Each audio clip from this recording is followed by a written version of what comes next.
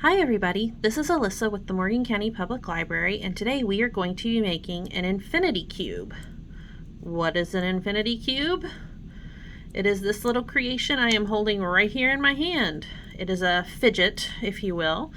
You can play with after a while. You can do it just one-handed. But we are going to make these today. We have a few kits available here at the library for you to pick up. I'm going to do a little camera adjustment while we're talking. And in the kit, you will get 8 wooden cubes, 2 small rolls of duct tape, and that's really all you need to make the cube. I've heard that you can also make cubes like out of paper and get this same effect, but I think the wooden ones work better personally. So like I said, we have a few of these kits available for pickup at the library. We've got these set aside for our teens and tweens, and you can pick those up while supplies last. When you pick the kit up from the library, it does have a set of instructions. Ooh, that is very close. But I also wanted to do a video just to kind of give extra clarification to the instructions. So let's get started and work on this. From home, you will also want a pair of scissors to help you cut your duct tape. So let's get started. If you are doing this at home, I would go ahead and read through the instructions that are in the kit at least once before you get started, so you kind of have an idea of what you're doing. But here we go. So we have 8 cubes and we've got them all lined together. I'm going to kind of split them up into 4 groups of 2.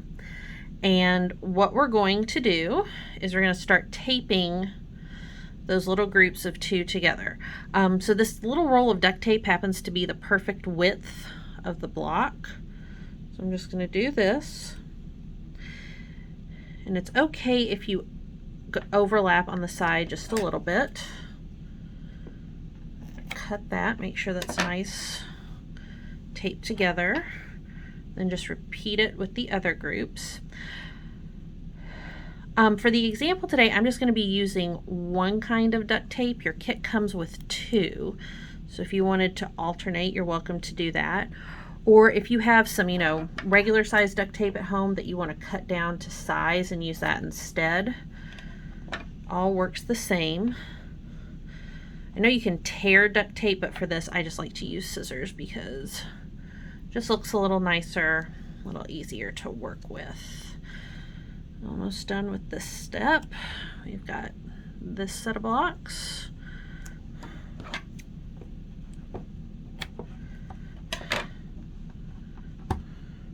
And you can see I kind of didn't get things exactly aligned, but it's holding it together, so that's our main concern.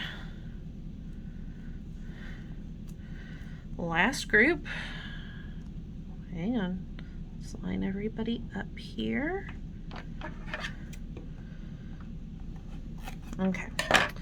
So now that we have those all taped, we want to slide them back together like this into one big unit. And what you're going to do is you're going to carefully sort of pick it up and turn it on its end. Those sides that you taped are going to be facing away from you. So now what you want to do is you just want to take a piece of tape and you're going to tape these 2 middle blocks together. Now here you really kind of want to be paying attention because you don't want to go over onto the blocks on the end. You just want to keep the tape on the middle. So if it doesn't completely cover the middle blocks, whoop, that's okay. It's going to get everything stacked back up. We just really want those middle blocks taped together. Let's push you down here.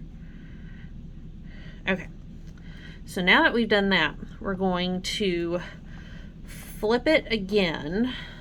I'm trying to think of the easiest way to do this.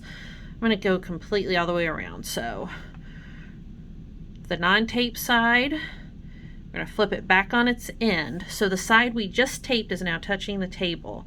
And then the original tape sides are now facing us. So again, we're going to be taping these two blocks in the middle together. So put my tape on there, do some eyeball measuring, put this back together. Okay, so now what you want to do is you want to flip it again to where the blank sides are facing you. So see, it's all the blank sides of tape, blank sides of blocks. Blech, I cannot talk right now. So now what we're going to do is we're going to tape these end blocks. So our tape has been going horizontally. Now we're going to go vertically over the two end blocks. So I'm going to turn this just a little bit, only because it's easier for me to put the tape on and cut it. Now again, because I'm not worried about taping the blocks beside it together, it's okay that I've gone over on this end a little bit. So see, got this one done. I'm going to do the other end. Believe it or not, we're getting close to being finished with this. This is basically, now that we've got this piece on, we basically have everything taped together. So now that you've done this, you're going to want to pick your cube up. So as you pick it up, it's probably going to start to kind of separate a bit. And honestly, if you wanted, you could in theory be done here. The problem is we only have tape on very few cubes, so it's not going to hold it together very well. So what you want to do now is, as you kind of fold it, let me see if I can find a good one to show here on the camera. Okay, so right here you can kind of see where the tape is holding these blocks together on the other side. So see, there's the tape, and then you can kind of see that hinge.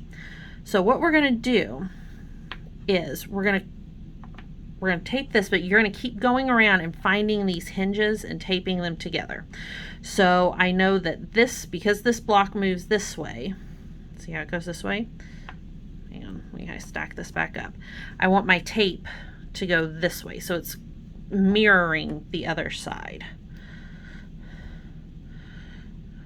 So this part, again, you want to be really careful that you don't get too much extra tape on the end, because you could end up taping the block together, which is not what you want. You still want it to be able to move and bend. So there's that one. We're going to do this. Actually, I just see I got a little bit extra there, so I can fix that. Yeah, let's get back in the camera shot here. And we got tape rolling everywhere. So there is that one. Now I'm going to bend it again, and I can see I need to do some tape across these two middle pieces. So let's get that done.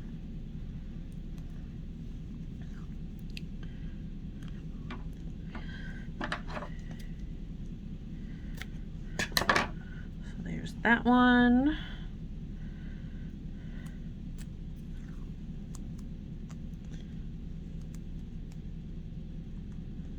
Yeah, come on.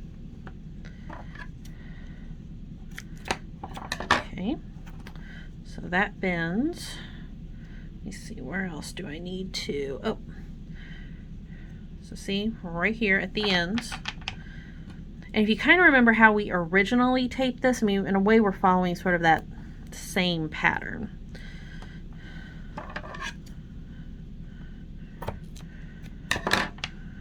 And if as you're doing this, if you need to, you know, pause and kind of go back a step or two to make sure you know you're doing this. So you'll have a nice cube at the end, that's fine. And take your time with this. Mine looks maybe a little sloppy because I'm rushing, but that's okay, it still works. So let's do another check. Is there anywhere else that I need to cover hinges? I do not. So your infinity cube is done. You will notice that oh, wait a minute. I'm wrong. I gotta do